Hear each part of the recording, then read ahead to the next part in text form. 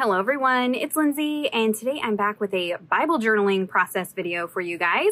I am kicking off and working through By Invitation Only from ByTheWell4God. I do believe they still have some of these kits in stock in the shop, so if you haven't grabbed it yet, that will be linked down below for you guys, as well as everything else that I mention or use in today's video. There is also a What's in My Cart video that I did for this kit. I am going to be bringing those videos back. You guys go nuts for them. There was tons and tons and tons of views on that video. So if you didn't catch that, go back, take a look at that. I will be using a lot of the things that were in that video. I don't know. You guys seem to really enjoy those. So that is what we're going to be working on today. And so for this month, I decided to do things just a little bit differently.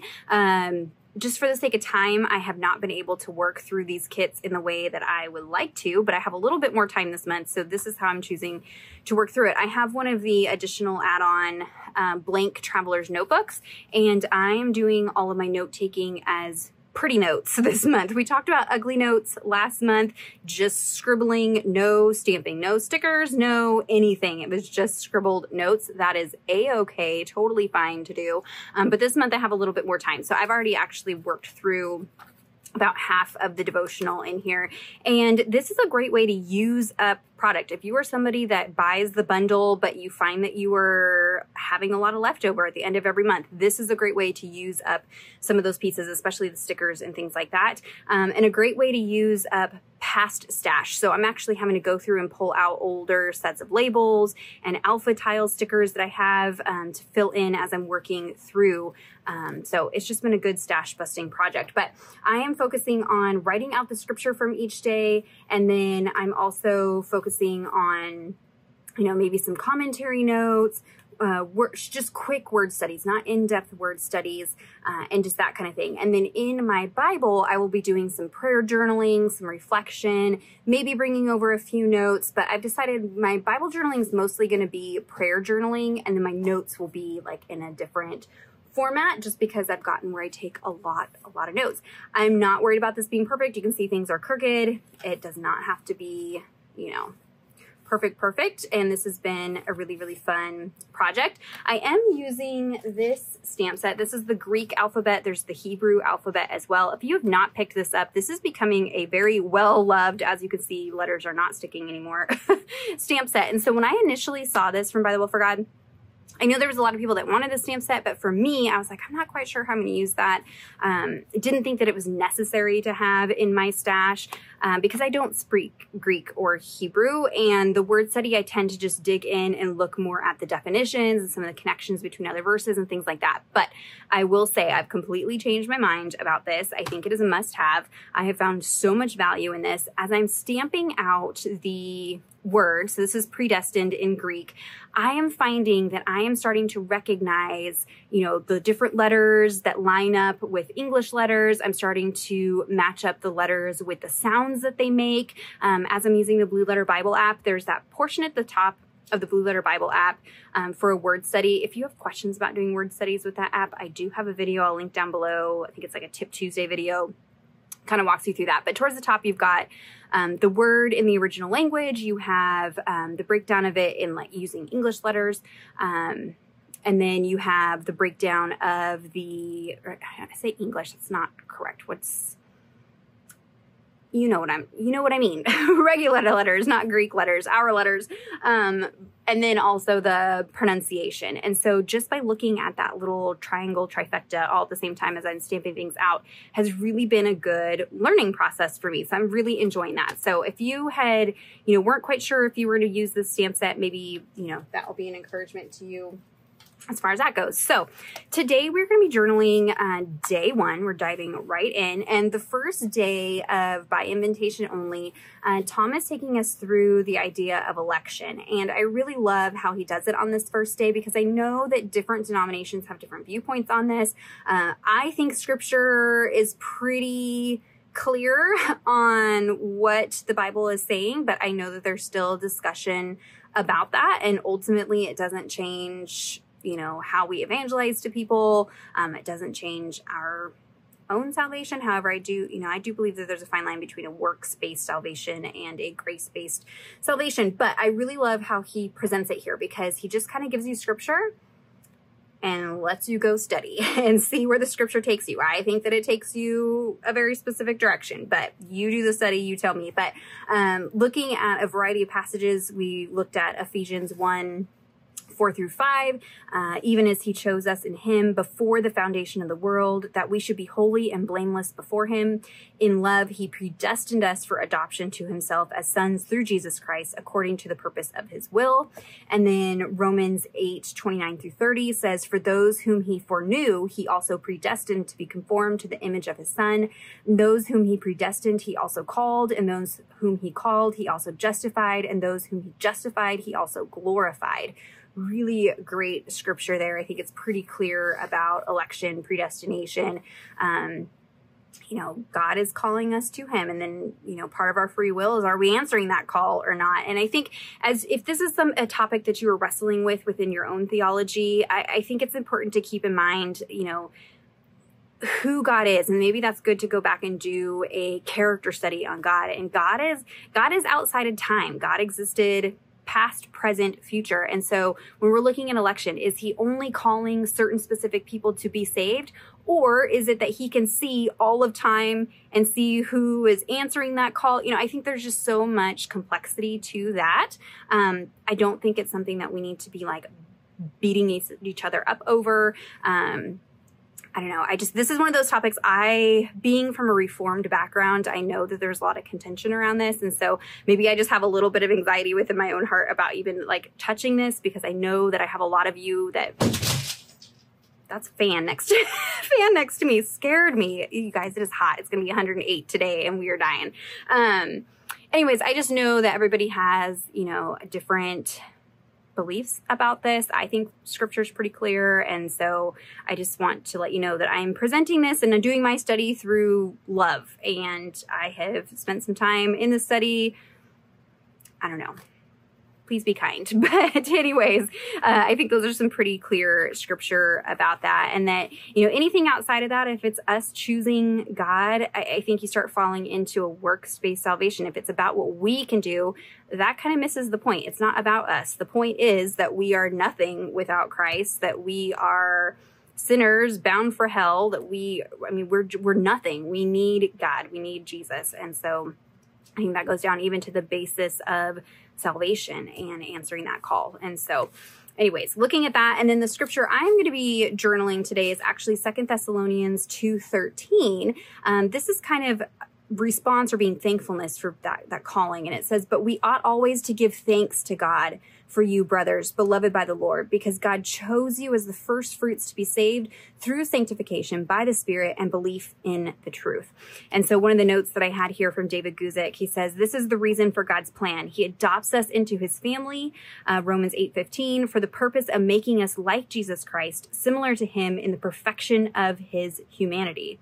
He's choosing us to be in his family because he wants us to be Christ-like. He wants to have a relationship with us. And so I think that's really important to see. So today's journaling is going to be just that, journaling my thankfulness that God would choose me out of everybody that has lived past, present, and future, that he has chosen me to be one of his children. Just there is no amount of, you know, thanks that I can give to him for that, and just hope that every day of my life I'm living it in thankfulness for that gift that he has given me. So that is what I will be journaling today. So as far as the art goes, I'm going to be working in my interleaved Bible. This is the Bible that has a blank page in between every page of text. This is kind of the one that I tend to keep coming back to. It's probably my favorite out of everything.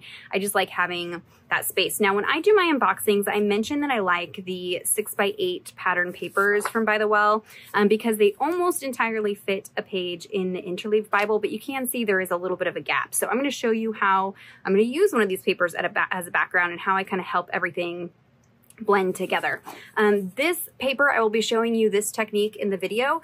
This technique was actually from Tiffany Solorio's Distress Crayon class that she had last weekend. That's an online class that is still available. You can still access all of the class content. You can still access the live video that she did. Of course, it's not live any longer, but you still have access to that. So it's a class that you can sign up for, and she's just teaching you a variety of techniques with the distress crayons. So my intention is not to show each and every one of those in a video because I want you to go support her through her class. They're really, really great. But this was a technique that I can see myself using quite frequently, especially in Bible journaling. And so I wanted to kind of show you guys that. And when I was taking the class, I was trying to use, you know, colors and products and things that I thought that I would use with this devotional. And so this was one of the pieces I made, and I love how it turned out. So we will be recreating this and hoping that it turns out kind of similar to this today to use. But then I've also pulled out, you know, a variety of other things. One of my organization things that I've talked about is that I like to have one of these gathering boxes. They did restock these over at ByTheWell4God. I don't know if they've sold out again. If they have not, that will be linked down below for you. I've like painted and distressed mine. They normally come this color, but I have mine with a bunch of folders inside. And then this is how I organize all of my stuff for the kit each month. So the boxes will come with their own folders. I've just cut and used my own. And then each day I've put in there, you know, whatever cards or stickers or journaling cards for that day of the devotional. So when I come to that day to study, I can just pull those out, have them in front of me. So that way I'm sure to use them or at least be aware of them and try to use them. So that's a few of those things. I'm not sure that I will use those, but I've pulled them out so that I remember. One thing that I created and I talked about in my What's in My Cart video, I pulled out these little pocket cards or journaling cards from Tim Holtz. I love these. They're so, so pretty. And I wanted to kind of use these as a layering element, and I'm just trying to use up some things I haven't used. So I don't think I've ever used this die. This is Mixed Media number 5. And rather than cutting out shapes, it actually cuts out the negative space. So it creates little windows. So I used this one here to cut the edge of one of those cards, and it just created this really pretty lacy edging that I can just use as a layering bit on my project now. I mean, if I wanted to journal or add things on here, there's some space I could do that, but I just like that it, you know, I've had these cards for a couple years now, just sitting in my stash, not getting used, and so that's a fun way to utilize those. So that's a piece that I created. Again, everything will be linked down below. I've tried to do some things kind of off camera for the sake of time. So this was the die that I showed in my What's in My Cart video, the Sprigs die. So I pre-cut a bunch of these from some gold cardstock. And what I have, I bought some of these little treat bags from Hobby Lobby. They're like in the candy cake baking section. And these have come in so handy. I have started using these and then pre-cutting out elements and storing them in these baggies. So then I don't have to do the die cutting every time I create. So these were a bunch of labels from this labels die from Tim Holtz, doing the same thing with like the sprigs and just different things like that. And then that way they're ready to go. So I did that with a bunch of the gold pieces. I also have some of the die cut pieces from the release. I have gone ahead and kind of trimmed things down a little bit closer. I have one of the envelopes. This was an add-on that you could purchase. I've already assembled it, but we will be doing some distressing and things like that. And then one of the add-on little cards that fits in there. Yeah, and then just some more die cuts and pieces like that. And then we will be, of course, working on a background and all that goodness. So let me go ahead, put you guys on fast forward, and we'll put together this prayer entry for 2 Thessalonians 2:13. All right, so we're going to start with this distressed crayon piece. So I'm using this Tim Holtz stamp. It'll be linked down below. I think it's Vines and Roses, I think is what it's called. My favorite mixed media paper to use right now is this one from scrapbook.com. Now it is on the thicker side, which causes me some issues later. We'll talk about that, but it is great for these types of techniques. Now I am using a stamp positioning tool. This particular one is hard to find. You don't have to use a stamp positioning tool for this technique. I just find it easier to work with this way. So I've picked out a selection of distress crayons and I'm coloring directly to this stamp. I have found that this works a little better with rubber stamps. You can do it with clear stamps also. And you want to work relatively quickly. These crayons do dry, but it's nice that you can go in and kind of spot color your stamp. So the first color I went in was Picked Raspberry. Now I'm going in with Dusty Concord. The leaves will be peeled paint. Stems will be scorched timber, and then I'll come back in and add a little bit of brushed corduroy to the center of each one of those flowers. But I'm just trying to move pretty quickly. I'm just laying a little bit of color down. Doesn't have to be perfect. This particular technique is not going to be perfect. You're not going to get a perfect impression. If you want that, use stamp inks. I want it to look like soft watercolor image on the paper, so it doesn't need to be perfect. And like I said, work pretty quick. You can layer things if you want to. Like I said, I love that you can go in with different colors in different areas. It's just a fun technique, and you can get multiple prints out of this, which I will show you. But once you get everything colored, again, pretty quickly, you got some time to move, but don't like take all day. Spritz it with some water. That's going to activate the crayon. And then I'm going to go and stamp that down onto that mixed media paper. I'm just making sure that it gets good contact, and I let it sit for a couple seconds just so that the color can transfer to the paper. So there you can see is a look at that imprint, but there's still enough pigment on the stamp that you can get a second, third, sometimes even a fourth generation stamping. It's just going to get lighter and lighter each time. So I am going to wet that again just a little bit just to make sure that color is moving. Same thing, stamp it down. I wasn't quite sure which one I wanted to use. You can do a whole bunch of backgrounds like this at one time and then just have them ready to go if you're just looking for a fun creative play type project. So the ghost image is on the right-hand side. The first impression is on the left-hand side. I decided to go with the ghost impression, but spoilers, I actually end up going with the one that's on the left-hand side up in the corner there that I had made a couple days ago. I just like the way that one looked a little bit better. But we're carrying on. The Distress Crayon resists other products. So I made sure these were good and dry, sprayed the paper with water, and then now I've gone in and sprayed in some antique linen Distress spray stain.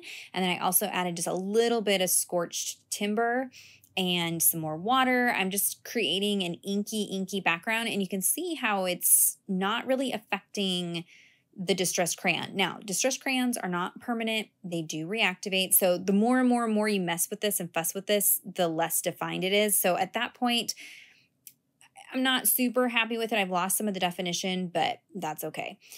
Here I tried to tear the edges, but like I said earlier, that paper is pretty thick, and so that didn't work the way that I wanted it to. So I pulled out my decal trimmer, and I'm kind of struggling because the paper is not 100% dry.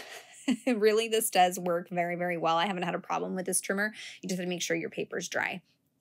And then I'm going to decal trim the edges of this pattern paper as well. This is the one that's going to be the main background for my page. I'm trying to just kind of batch work things as I have tools on my desk. So that is going to be the background paper that just adds a little bit of texture to the edges. I'm still working with this panel. I'm inking up the edges with some antique linen distress ink.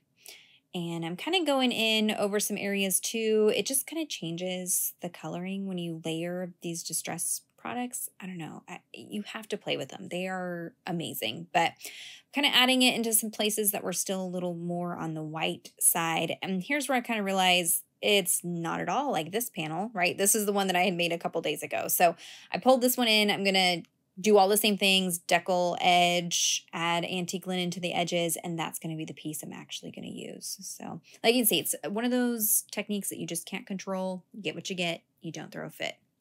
But now we're going to move on to the background. So I'm adding some antique linen distress oxide ink and a little bit of old paper distress oxide ink to the edges of my page. I'm going to be using a makeup brush for a lot of this. The makeup brush just gives you a softer application, so you have more control over the ink.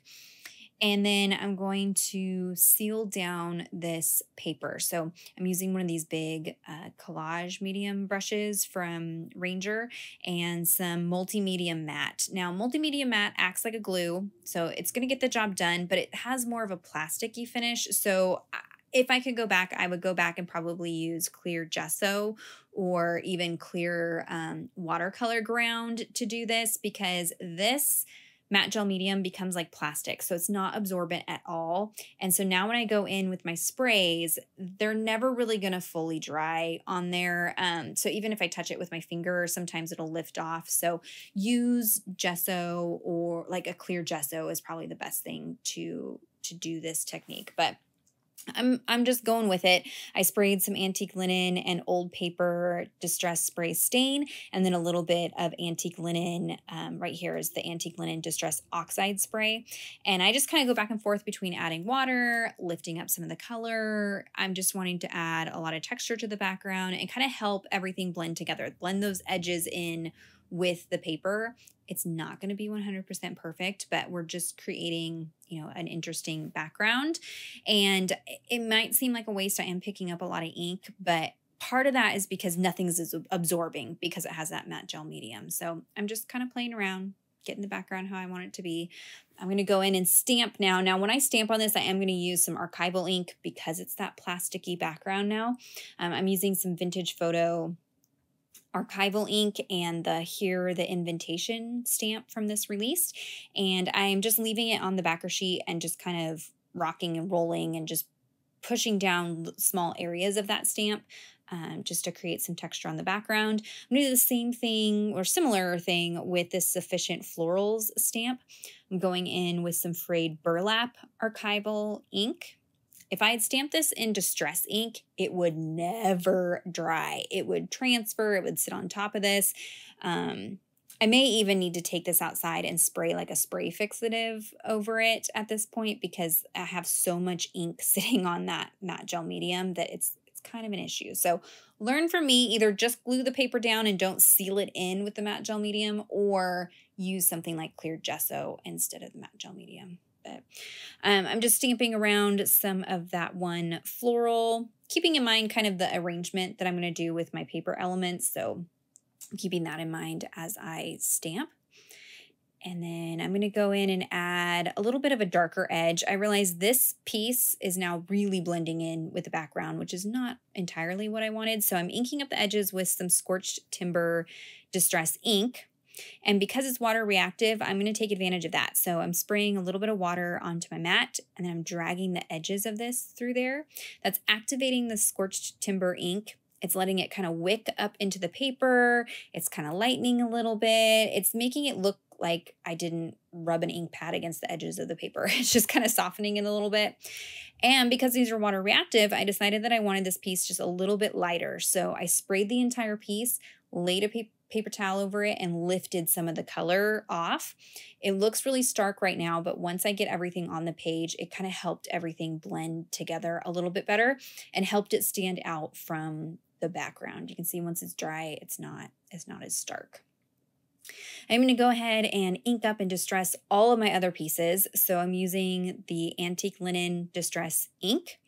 Sometimes I go in with my brush, other times I go in directly with the pad. It just depends on the look that you want. If you want really harsh lines, go direct to paper with the ink pad.